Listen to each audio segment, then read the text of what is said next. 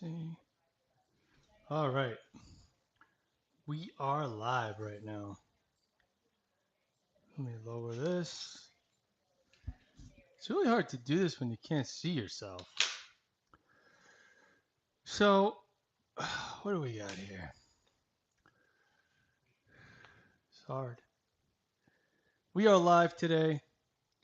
We're going to flip it around right now. We'll just do it this way so I can see myself. Okay. What do we got here? Can I hear the audio working? How do I know? Seems like it is.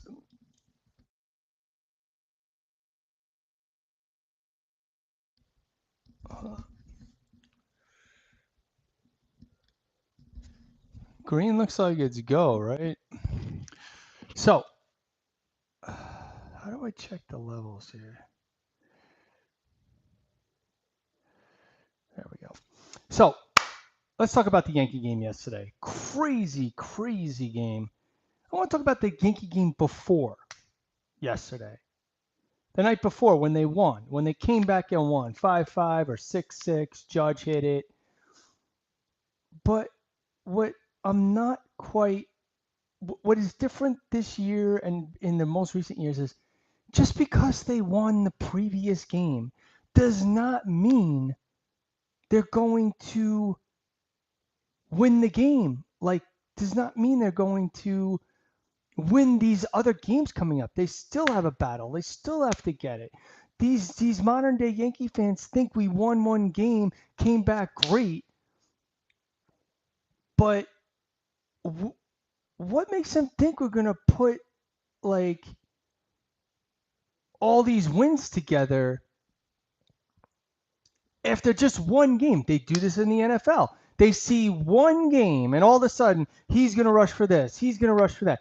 There's got to be 3 to 4 games of a body of work, 2 games of being consistent. The same thing with the Yankees, 2 games of being consistent. It's not existent. It's not existent of being consistent. It's just not happening. Like, they won that great game. They won that game. Great. They got to play the next game. It's always about tomorrow.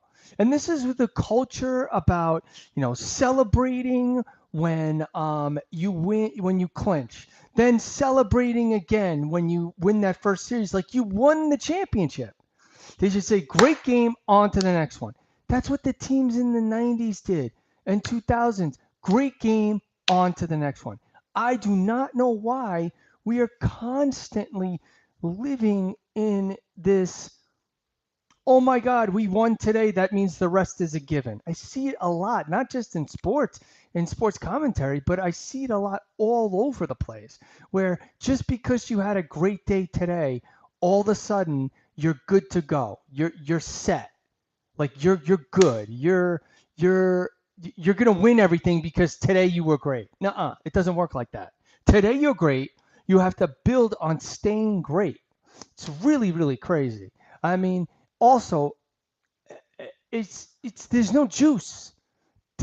He gave up one run. It's the down and destitute. Yes, they came back, but these teams, the championship teams of the '90s, they came back. They came and played. They always had hope. I remember being at a Yankee game in 2005 or 6. They were down 12-1 going to the 8th or ninth against Texas. They tied it up, lost the lead, Jorge walk-off in like the 12th inning. We all knew they were going to win. But what I see in these teams today is just no. It's they won that day and that's good enough, and they're not saying, okay, what do we have to do tomorrow? What can we do tomorrow to win tomorrow? It's just in the moment craziness. I noticed it yesterday, and then the winning on the Yankees field. I'm sorry, Blue Jays. Love you. I love the organization. I actually met with people from the organization. Great people. But it's not the same to clinch something on it's not the same to clinch something at Yankee Stadium as it was in the old stadium. Frankly, shouldn't the players be out there like, damn, see what they're doing? See what Vladdy did in the locker room. The Yankees lose. That would, as a fan, that fires us up. So why are we not? Why are the Yankees not taking this personally? Like like the fans take it personally. It's just stepping all over us on our home field. We've seen teams do it before. If I was a player, I'd be like, okay, this is who I'm hit. This is who's getting hit next year. This is who's getting hit next year. They're all targets. We're going after everybody. They should have a hit list. Remember in I think it was Happy Gilmore, not Happy Gilmore. It's one of these, Billy Madison, when it's like says people I need to kill, and it's like he crosses Billy Madison off the list. The Yankees should have a list of people I am hitting next year. First pitch, Vladdy. The Boone better get in the face of that manager. Like there's no, it's so much. It's too. It's. I get it. It's sports business, and I've always had a passion for sports business, but it's getting out of hand. It's really getting out of hand right now. So it's too much of a business. And even Jeter said it yesterday. He says he has no knowledge, but Boone isn't making all the calls. I'm sorry, but if George Steinbrenner was alive, there's a few things. Girardi would have never made it into the new stadium after they missed the playoffs in 2008, given. Number two, Boone would have been gone 2 or 3 years ago. I don't even know how long he's been there. He's been there too long. Boone would have been out a long time ago. Isn't Mattingly? I'm gonna look that up right now. Isn't Mattingly on the bench for the Blue Jays? Mattingly on bench for Jays. Yeah, Blue Jays bench coach Don Mattingly. You cannot make this up. You can't make this up. It's crazy. But the Yankees got to take this personally. They gotta say they gotta put their foot down. They gotta make changes. I'm telling you, they should have never traded Starlin Castro for Giancarlo Stanton. They should have never done it. Should have never done it. It actually boggles my mind that they tore up that chemistry when they were so close. And these errors. Let's talk about Chisholm, whatever the hell you want to call him. Let's talk about his errors in the field. I mean, are you serious? You can't make this up. He made a fundamental error in the field. Like, you don't make those errors in playoff games. That's the error by Judge, the error by Chisholm. These errors are like, first of all, that ground ball yesterday, that ruined it for him. Like, you gotta play on confidence, and that was just a joke. I see people in the chat. Hi, I see you. Hello. Hi. Thank you. This is one of my third or fourth lives ever, so glad everybody could join. Another thing that bothered me is, like, I run around the St. Pete Beach, downtown St. Pete, actually not St. Pete Beach, downtown St. Pete area.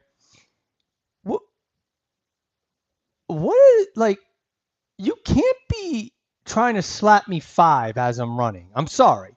You cannot try to slap me 5 as I'm running like 2 to 3 miles. I'm from New York. Thank you for the support, but like my inner New Yorker comes out when someone tries to slap me 5 as I'm running. I'm like, yeah, no. I don't know you. I don't know where the hand's been. I don't know what's going on. But again, just getting back. What are we doing? You win a game, you got to win the next game. And then the next game, one game at a time. Just because you won yesterday doesn't mean you will win today. It's just Looney Tunes. And I see this commentary. I want to specifically talk about my boys Cameron and Mace at It Is What It Is. They do every day they're on, and each week. It's if the guy has a good week, he's already like, oh, he's gonna have a good season, and then he goes back to normal. Oh, he's gonna have a bad season. No one's looking. They're looking at it every week. They're not looking at the full body of work. I think Cam does it a lot. Does it more than the others. And also, let's talk about Treasure Wilson, Stat Baby. Make a decision, honey. Make a decision. They're asking you for opinions, and you're like, well, I'm not this, I'm not that. You're on the damn show to give an opinion. Everybody knows you're not a lawyer or a cop or the DA. Make an opinion. Have an opinion, for God's sakes. That's why you're on here. That's why I'm getting on today. I'm going to have a damn opinion. It's just wild out there that people are on this, have a stage, and they don't want to make an opinion. The only person who has an opinion for the last 25 years or 30 years is Dino Costa. That who has an opinion. Look him up. He started this whole movement of politics and sports and politics back on Sirius XM. Got him kicked off ultimately, but it would be pretty receptive right now if he was still there. So